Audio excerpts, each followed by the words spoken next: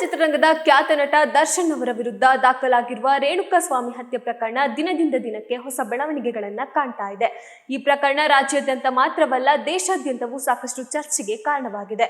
ಅಭಿಮಾನಿಗಳು, ಸಿನಿ ವಲಯ ಹಾಗೂ ಸಾರ್ವಜನಿಕರು ಈ ಪ್ರಕರಣದ ಪ್ರತಿಯೊಂದು ಬೆಳವಣಿಗೆಯ ಮೇಲೂ ಕಣ್ಣಿಟ್ಟಿದ್ದಾರೆ. ಪ್ರಸ್ತುತ ದರ್ಶನ್ ನ್ಯಾಯಾಂಗ ಪ್ರತಿಕ್ರಿಯೆಯನ್ನ ಎದುರಿಸುತ್ತಿದ್ದು, ಪ್ರಕರಣದ ತನಿಖೆ ಮತ್ತು ವಿಚಾರಣೆ ಕಾನೂನಿನ ಪ್ರಕಾರ ಮುಂದುವರಿತಾ ಇದೆ.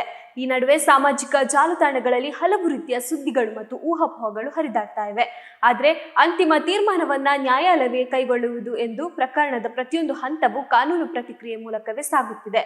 ಇದರ ನಡುವೆ ದರ್ಶನ್ ಅವರನ್ನ ಭೇಟಿ ಮಾಡಲು ಅವರ ಆಪ್ತ ಸ್ನೇಹಿತೆ ನಟಿ ರಕ್ಷಿತಾ ಪ್ರೇಮ್ ಮತ್ತು ಪತ್ನಿ ವಿಜಯಲಕ್ಷ್ಮಿ ಅವರು ಪರಪ್ಪನ ಅಗ್ರಹಾರ ಕೇಂದ್ರ ಕಾರಾಗೃಹಕ್ಕೆ ಭೇಟಿ ನೀಡಿರುವುದು ವಿಶೇಷ ಗಮನ ಸೆಳೆದಿದೆ. ಇಬ್ಬರು ಪ್ರತ್ಯೇಕವಾಗಿ ಭೇಟಿ ನೀಡಿದರೋ ಅಥವಾ ಒಟ್ಟಿಗೆ ತೆರಳಿದರೋ ಎಂಬ ವಿಚಾರದ ಕುರಿತು ವಿವಿಧ ವರದಿಗಳು ಹರಿದಾಡ್ತಿದ್ರು. ಅವರ ಭೇಟಿ ಸಾಕಷ್ಟು ಚರ್ಚೆಗೆ ಕಾರಣವಾಗಿದೆ. ದರ್ಶನ್ ಅವರ ಕುಟುಂಬದ ಪರವಾಗಿ ಪತ್ನಿ ವಿಜಯಲಕ್ಷ್ಮಿ ಅವರು ಆರಂಭದಿಂದಲೇ ಕಾನೂನು ಹೋರಾಟದಲ್ಲಿ ಸಕ್ರಿಯವಾಗಿದ್ದಾರೆ.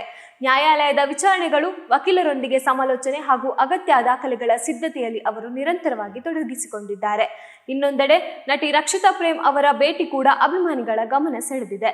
ದರ್ಶನ್ ಮತ್ತು ರಕ್ಷಿತಾ ಅವರು ಹಲವು ವರ್ಷಗಳಿಂದ ಆತ್ಮೀಯ ಸ್ನೇಹಿತರಾಗಿದ್ದು, ಈ ಭೇಟಿ ಮಾನವೀಯ ಕಾಳಜಿಯ ಭಾಗವಾಗಿಯೂ ಹಲವರು ನೋಡುತ್ತಿದ್ದಾರೆ. ಆದರೆ ಈ ಕುರಿತು ಇಬ್ಬರು ಸಾರ್ವಜನಿಕವಾಗಿ ಯಾವುದೇ ಅಧಿಕೃತ ಹೇಳಿಕೆ ನೀಡಿಲ್ಲ. ಆದರೆ ಜೈಲಿನಿಂದ ಹೊರ ಬರ್ತಿದ್ದಂತೆ ರಕ್ಷಿತಾ ಅವರ ಮುಖದಲ್ಲಿ ಬೇಸರ ಕಾಣಿಸಿಕೊಂಡಿದೆ. ಈ ಬಗ್ಗೆ ಸಾಕಷ್ಟು ವಿಚಾರಗಳು ಚರ್ಚೆ ಆಗ್ತಿದೆ. ಈ ಪ್ರಕರಣಕ್ಕೆ ಸಂಬಂಧಿಸಿದಂತೆ ಸಾಮಾಜಿಕ ಜಾಲತಾಣಗಳಲ್ಲಿ ಅನೇಕ ರೀತಿಯ ಮಾಹಿತಿಗಳು ಹರಿದಾಡ್ತಾ ಇವೆ.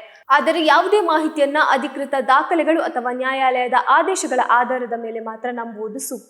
ನ್ಯಾಯಾಂಗ ಪ್ರಕ್ರಿಯೆ ಪೂರ್ಣಗೊಳ್ಳುವವರೆಗೆ ಆರೋಪಿಗಳನ್ನ ಕಾನೂನಿನ ದೃಷ್ಟಿಯಲ್ಲಿ ಅಪರಾಧಿ ಎಂದು ಘೋಷಿಸಲಾಗುವುದಿಲ್ಲ ಎಂಬುದು ನೆನಪಿಟ್ಟುಕೊಳ್ಳುವುದು ಅಗತ್ಯ. ಸದ್ಯ ಈ ಪ್ರಕರಣದ ಮುಂದಿನ ವಿಚಾರಣೆ ಮತ್ತು ತನಿಖೆಯ ಬೆಳವಣಿಗೆಗಳತ್ತ ಎಲ್ಲರ ಗಮನ ನೆಟ್ಟಿದೆ.